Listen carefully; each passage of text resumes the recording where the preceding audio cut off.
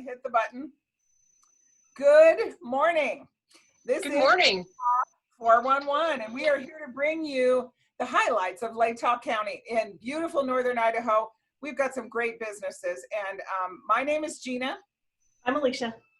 And we are bringing you one of our buddies today. This is Shelley Stone, and she has the coolest store called the Yarn Underground, and it's one of my happy places. I will admit that. And then sometimes I have to knit when I'm there too. So I just want to say it's the coolest family sisterhood, actually, and brotherhood. I saw a couple young boys who can knit better than me in there one time, and it's just awesome. Shelley, thank you for bringing that to Latah County. Well, I appreciate that, and thank you for having me. Yeah.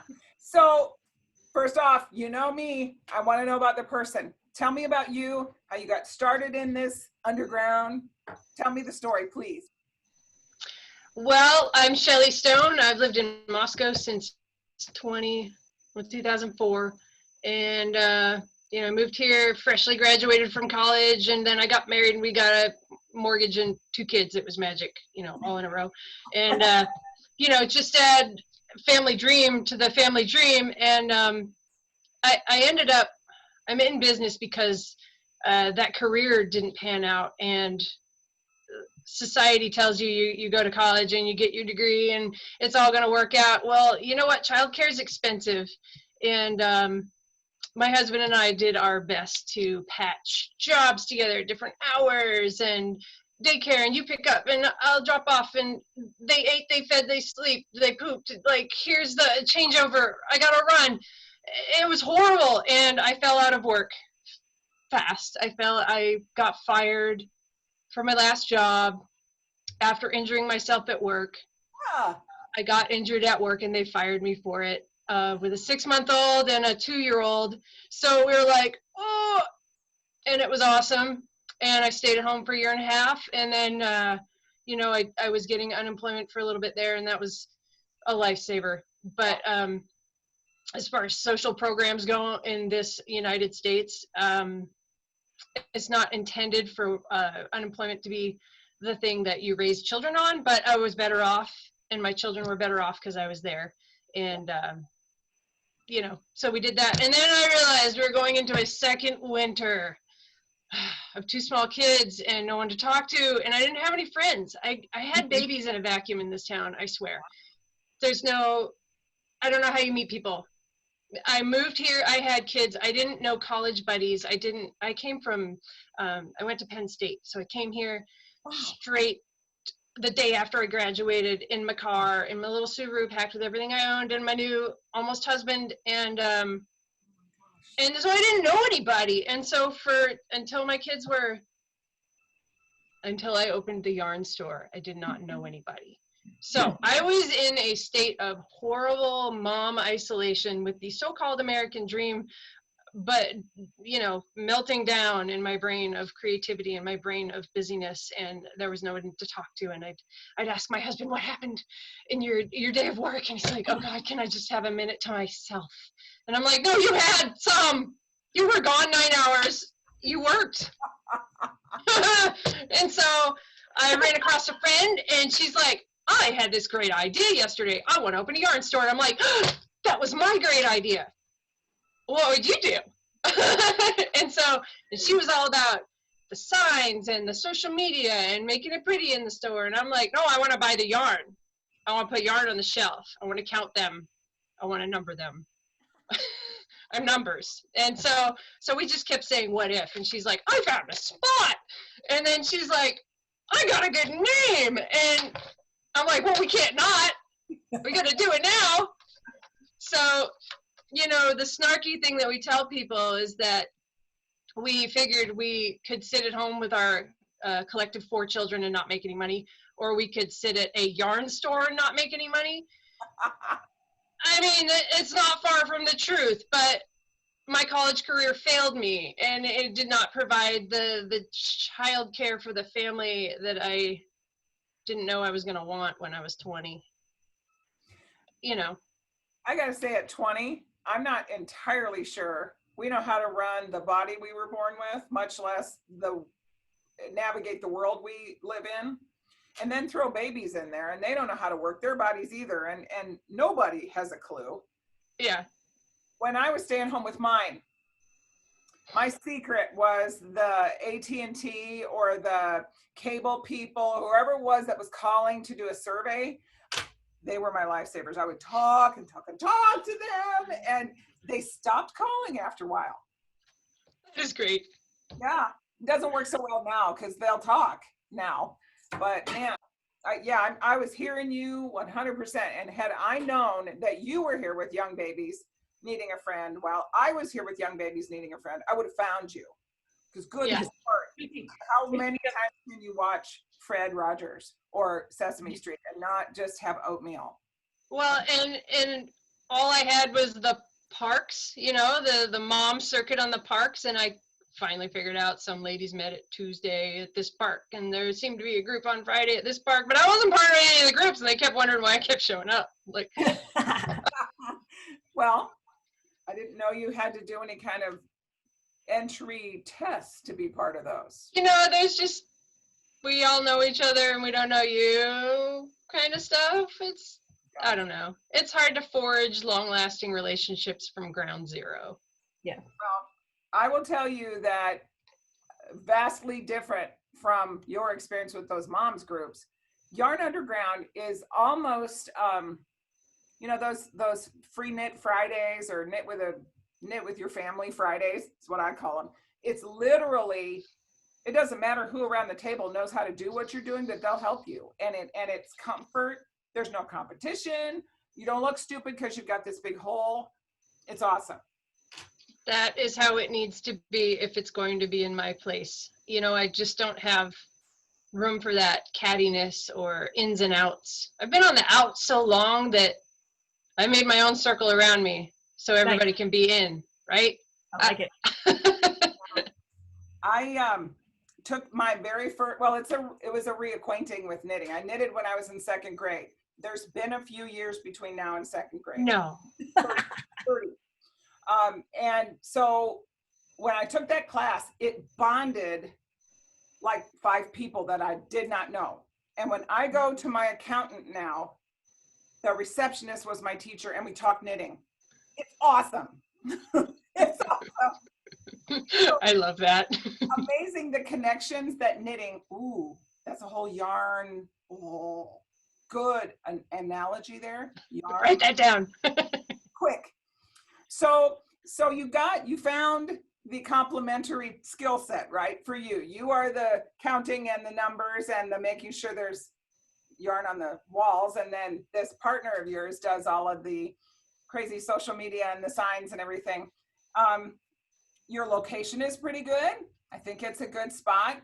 Tell me where you go next. What's your big plan?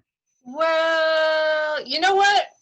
I'm still running this business because of and for my children. I know it's not like a yarn store for kids, but I'm still answering that unanswered, unsolved societal problem of what do I do with the children? And now we've got this COVID situation with the schooling, and I was gonna say, especially with COVID right now, yeah. Yeah. So my husband is near and dear, and he loves us all, but like he is a driver and he's gone, so he's unreliable, and he is not the primary caregiver of children during the working hours, and I must still be that. So they're 11 and 13, and we need to get them through high school, right? So that's what I'm doing. My 10-year plan, my 1, 5, and 10-year plans all revolve around making sure I'm free enough to help them as needed with their schooling or getting them to school or whatever. And also to make sure I'm not too busy to help them learn what I know so they can help me. So I'm training employees constantly. They are the employees. And they'll be better for it. I have show and tell. I just dyed it, and my one daughter sits and listens to podcasts while she does this to them. It makes them all pretty, and then my son puts labels on them. So You dye your there's no shortage of work around here, and so I'm just trying to keep myself unbusy enough that I can take the time to teach them to do the jobs, and I give them the job that sticks best. So my daughter twists, my son tags. I'm gonna get somebody into graphic design here. You watch. You dye your own yarn? Yes, so I own 2 businesses. Wow. Yeah. Here's another one. Look at that color. Hold that up And again. I got another. I got into the fuzzy mohair this week. Stuff's crazy. I bought this orange, red, yellow, gorgeous strand. I had to knit with 2 strands. It was the best experience, and I am not good at knitting, and that yarn, it's almost like it helps you knit it. It is so awesome. Well, when the colors are rich and saturated and lovely, it's just addictive all the way around. But was that a merino, or what was that? that is mohair and silk. Do we have, it's not really an accurate representation of colors. The other thing I'm going to train them to do is take pictures. Oh, yes. The bane of my existence is loading websites with the things. I have so much yarn all around me, and yet it's not on the website. I'm like, close enough, right? I love the posts, though, that I do see when you'll have just these rows of drying yarn in all the different colors. And it's reflected in your store. I must say, when you walk in there, not only is it just this kind of a ratcheting down of street stress and people stress, and you walk in and it's like, and there's just these walls filled with colorful love. I'm a little bit of a fan, but and there's everything from big, thick, lovey yarn to this really fingering, very thin, beautiful, beat me about the head and ears yarn. But it's just a really cool, great place. There's a table off to one side. You can sit and do your thing and yarn and talk and knit with your friends, or get some help. I don't know how many times I've come in there and had holes and knots that I needed to have fixed. So I like how you're working your kids into this, Shelley, in that it's it's truly a family business that way. Mm-hmm. And your kids learn, whether they know it or not at this point, life lessons that they're going to need. I'm sure they're learning something, but maybe not exactly what I was trying to teach them. So I try to keep my patience, and I do fail here and there. But generally when I fail, it's because I'm trying to do way too many things at once. And, it's just these things that we don't talk about in society. It's just this whole idea of, no, you go to college and you get your career and then you get the paychecks and you get the mansion and the boats and the whatever. And it's like, no. Yeah. It doesn't work that way. Yeah, every moment that you can take for yourself or that you enjoy, it's a better moment. And your life stacks up to all these moments. And if you don't have memories of your kids and memories of something that you enjoyed doing, what's the point? Exactly. There's a nugget right there, Alicia. We're going to put that out on Facebook about 29,000 times. You don't have a lot of competition. And you and I talked earlier, we were worried there was or not worried, but we noticed there might have been another store coming into town. And I got to tell you, I think your secret sauce is the atmosphere. I hope so.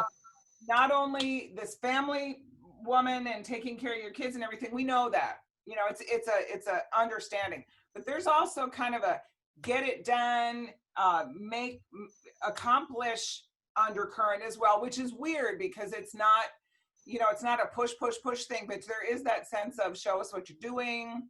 I just super really like that. And then there's also that sisterhood moment. So I think that there could be, Michael's, all of those places have yarn, but it ain't the same. It ain't the same. Thank you for that. Yeah. I don't like being intimidated when I walk in somewhere. Oh. And I realize that a yarn store can be that it's kind of like a thing, the snooty yarn store. People know that they might encounter an attitude, and I don't like to do that. I'm a blunt person, so sometimes I'm trying to figure out where to start the conversation with a person. But if I have to start it way at the bottom, that's fine, or at the top, that's good too. I'm trying to figure out where to jump in and tell you all the things I know, because I know so much, and I know you want to know everything I know, so I want to make it like appropriate, but I don't know. I appreciate that, because I really want to have an open, accepting place. And I didn't tell you, but I majored in recreation and I had a minor in forestry. So I feel like I run my store like a party waiting to happen. I totally agree. I have to totally agree with that. And sometimes Kathleen Burns comes in, and it is a party then. She was our city arts director, and that woman, she brings parties with her. She's crazy. Hey, Alicia, what do you got for Shelley? Well, now that you put me on the spot, I just had a question, and now it went out of my brain. I had it there. You do a lot of classes, right? Like online or something. I've seen some. Are you still doing those? Do you have any in the future coming up? Well, we habitually teach classes from August through April. Okay. In April, weather gets nice, and it's been my experience that we move into knit-along season, where we kind of just say, this is a good project, we've vetted it for you, it's age appropriate, it's experience appropriate, you can do these things. And then so by March or April, we kind of tailor off with actual hands-on teaching and just say, grab this project and go on your vacation. And I think we're just going to stay there for a while, because my kids apparently are not actually going back to school. They're not walking into the building every day and going back to school in August. And that's the writing on the wall. WSU is closed down. I don't know what U of I is doing. But if half of the college kids in the area are not coming back for college, I'm not talking about the college kids, but I'm talking about the risk that we're in right now. So things are weird. Yes, we should be teaching classes. I like to teach classes on Saturday. I hire really nice, non-intimidating, really helpful, interesting people. And those are just on hold for a while. So I'm sorry, but right now we are, what I've moved into is just finding larger, more national knit-alongs that are going on, and kind of supporting them with yarn, because that's what I do. This is what makes the world go round, is our hand-dyed yarn. So if I could put kits together of the yarn that I dyed and send it right out the door, and you have enough yardage, and I just tell you what needles you need and you're off and running, then I'm thinking that that's about the best I can do right now. Perfect. You got to do 80-20, right? 20% of the stuff you're good at, 80% delegate. I'm a one-man band, so I'm probably doing 80% of the stuff and delegating the other 20% to the kids. But there are things I just don't like to do. Zooming is one of them. Sorry, not really. Okay, but I'm not, I am a facilitator now. I put the yarn in your hands. I tell you how many yards you need. I tell you how many stitches per inch. I tell you if you're doing a good job, I help you fix your problems. But I'm not the teacher anymore. I have to make sure there's yarn on the walls. I was back to day one. That was the thing I wanted to do, was count how many holes I had and put the right number of skeins on the wall to support the needs for the season. And I need to do that first. So I don't want to be a creator of content. I'm not a YouTube personality. I have 1,000 Instagram followers. I'm taking along. That's great. Yeah, but it's like 1,000. It's not 6. It's not 40,000. It's 1,000. No kicking yourself. 1,000 is an accomplishment. 1,000 is more than we have. You're good. Way more than we have. But there are knitting designers. There are knitwear designers out there. There are all these people out there. There are people that, there was this thing called Craftsy that turned into Blueprint. It was a place where nationally known teachers would record their classes, and you could subscribe to them. And I don't know what happened. Somebody bought it, and the conglomeration tore it down in flames, and that's really sad at a time like this. Oh. But I'm not going to be the one that puts a new one in place. So I hope something like that pops up again. Yeah. But until then, right now I'm hosting a yarn support for a mystery knit along by this lady who designs under the name Casa Pinka. That means pink house, right? Right. I hate pink. Yeah, It's everywhere. totally. I don't like pink. She is a hand holder. Oh my God, she wrote this pattern. She sells it for $7 or $8. And for the money that she pulls in, man, I think we're taking it out of her hide, because people ask the same question over and over, and she holds hands and she helps with needle sizes and color choices and blah, blah, blah. I'm just going to go ahead and let her do that, and I got yarn. Well, I just came up with 27 ideas for you when you're ready. Okay. And I won't include Zoom with you. I will include Zoom with other people. Your teacher. But I've been watching that, and I missed the first kit that had that gorgeous, those fun combinations of maybe the heavier weight wool. Yeah, it was a sweater kit. Oh man. But this one I'm thinking I might need to tune into. It's been bugging me that I didn't get my kit when I wanted to. But it's such a cool, I don't know, I think that's really where you, maybe not intentionally, but maybe intentionally, because you don't do a lot without really thinking through things. You just created this need to be there, this need to be part of this world, this cool little underground yarn world for Moscow. And I gotta say, you know, I'm telling people in Deary about it, and I'm telling people in Kendrick about it, and even if one of those people starts, we've got this gem in Latah County that we just can't ignore anymore. So yeah. I'm just really proud of you. Now, go ahead. Do you just have knitting kits, or do you have crochet kits too? Because I've tried to knit, and that is so hard for me, but I can crochet beautifully. Oh, that's awesome. I have less experience with crochet. I should have more, but I have a little less. So I'm less confident in my abilities to give you the right thing. But thankfully, crochet hooks are only $2 a piece. So there's that. You know, if I send you the wrong needles, you're kind of like, $15, come on. But the crochet hooks are a little cheap. So if I give you the right yardage, that's good. But I thank you for that reminder that not to ignore my crochet buddies too. And I will keep an eye out. There's actually, by Casa Pinka, there's this new pattern she put out, and she put out a knit version and a crochet version. It's just this little fold over cowl, and she wants to knit it in purple because it is the Empower People cowl, and it is to represent voting rights. I'm a kook. I can't do purple. I'm sorry. Oh man, I'll do it. I'll do purple. You do green or what color? I don't know about blue. Blue. Yeah. You know, I used to dye half blue and half everything else. I know you blue people. You don't go anywhere. Right. Well, yeah, it's true. So, Shelley, tell me. So, you're looking back on your career right now. Not that you're done with your career, but you're just gonna turn around and look back on it for a minute. And you see this goofy young person, they want to get into business, and they're thinking maybe an arts and craftsy kind of store. What do you tell them? What's your sage advice to this wide-eyed college grad who's got an undergraduate in landscape architecture that they're going to need to find another job to pay for? Yeah, I beat my head against the wall for years, and maybe I'm not done yet, about accounting.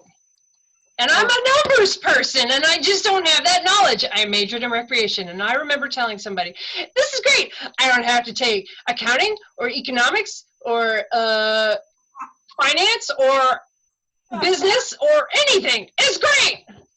I can go be a rock climber. And yeah.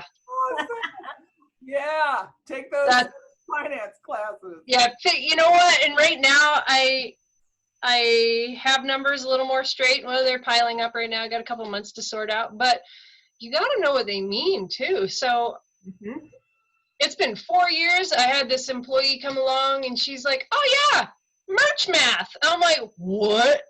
because I had just told her I found this thing. It's called an open to buy spreadsheet. I'm so excited. And she's like, OTB, yeah, it's merch math. I got the book right here. And I'm like, oh, why didn't you tell me about that? There's another kind of math out there. Oh my God. Well, math for your merchandising. It's genius. I stare at spreadsheets because I love them so much. And if I had only known, because my partner used to ask me, and she was around for 3 years. So back in the day when I didn't know what I was doing, but I wanted to be in charge, she'd ask me, well, when are we buying Cascade again? And I'm like, I don't know. Whenever we have money. That's not the right answer. The right answer is, did it sell, and how much do we think we can sell in another 3 months, and how do I meet the minimum free shipping point? Yep. So, there's math. Math is good. Math is your friend. And don't open a craft business because ooh, shiny. I have a hard time with that in your store. I think I bought a set of knitting needles in every size possible that was ever made from you. And I remember going home thinking, oh, this is awesome. I've used 4. They're awesome though, and they'll be there. They're your friends, and you will be so thankful. I have absolutely not regretted the decision at all. Yeah. I think it's funny about craft business in particular. We start these things because, ooh, shiny. And when I meet yarn store owners and they just can't have self-control and they got to buy all the things, that leads you to problems. You really have to buy with a little cooler head. Yeah. Oh yeah. What kind of craft it is, and also I do not knit things for people. I'm not going to knit you a sweater. I'm here to facilitate you going on that journey so you can knit your sweater, and so you can understand the trials and tribulations, and you can have your own mental health episode with your sweater. Not so I can do it for you. But a craft business, it starts out and says, I'm going to knit or crochet all the things and people will buy them. That's good if you got college friends. Go ahead, make 15 hats, but you're going to burn yourself out and kill your elbows. So don't do that. Yeah. Shelley, this might have been the most fun podcast we've had so far. You are a ball of fun, and I want to have you back on every single one because you're just stinking funny. Thank you. Thank you. And I don't want you to come back either because I want you to keep my Yarn Underground in good shape so that I can come in and just be like, mental health moment. Thank you. I really appreciate it. Now tell me about your website and your Facebook page and your contact numbers and things that people need, please. All right. So we are the Yarn Underground. It's the underground because you can find things here you can't find anywhere else, right? Yeah. So, and I also opened the store just to showcase my own hand-dyed stuff. So, and current events are really making me push towards taking over the whole store with my own hand-dyed yarn, right? Anyway, it leads me with a slight branding problem, but we are featuring the Yarn Underground. That's the place. That's where you get the things. Palouse Yarn Company is my hand-dyeing operation. It's nestled within the store. So you shop at yarnunderground.com. You follow me on Instagram at yarnunderground. You follow me on Twitter only because I like repeat things over. I'm not on Twitter, but I try to forward things over there if anybody's listening. Yeah.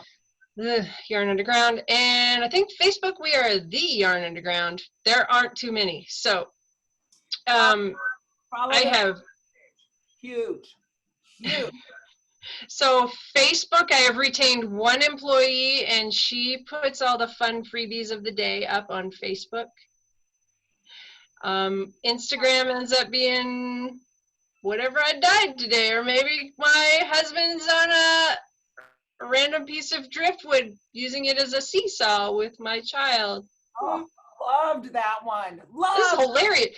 You don't even know how far into the wilderness we were. This log is balanced perfectly on top of another log, and it got put there by flood water, and we're like, how cool.